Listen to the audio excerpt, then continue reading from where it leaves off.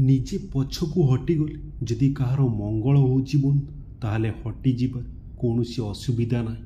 ଧର୍ମର ସବୁଠୁ ସରଳ ବାକ୍ୟ, ମୋ ପାଇଁ କେହି ଦୁଃଖୀ ନ ହୁଅନ୍ତୁ। ବର୍ଷା ଯେତେ ହେଲେ ବି ସାରୁପତ୍ରକୁ କେବେ ଭିଜାଇ ପାରିନଥାଏ। ଠିକ୍ ସେହିପରି ବନ୍ଧୁ, ଅନ୍ୟକୁ ଈର୍ଷା କରୁଥିବା ଲୋକ ଯେତେ ଜ୍ଞାନୀ ହେଲେ ମଧ୍ୟ ଆଗକୁ କେବେ ଯାଇପାରିନଥାଏ। ତେଣୁ କାହାକୁ ଈର୍ଷା କରନ୍ତୁ ନାହିଁ। କିଛି ସମ୍ପର୍କ ମିଛ କହିଲେ ଭାଙ୍ଗେ ନାହିଁ, ଓଲଟା ସତ୍ୟ କହିଲେ ଭାଙ୍ଗି ଯାଇଥାଏ।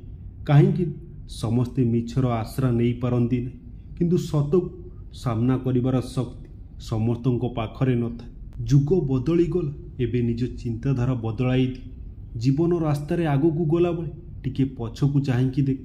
ଭୁଲ ରାସ୍ତାରେ ଯାଉନ ତ, ନଚେତ ଅନୁତାପ ହିଁ ସାର ହେବ। ଖୁସି ଅଳ୍ପ ସମୟ ପାଇଁ ଧୈର୍ଯ୍ୟ ଦେଇଥାଏ, କିନ୍ତୁ ଧୈର୍ଯ୍ୟ ସବୁଦିନ ପାଇଁ ଆମକୁ ଖୁସି ଦେଇଥାଏ।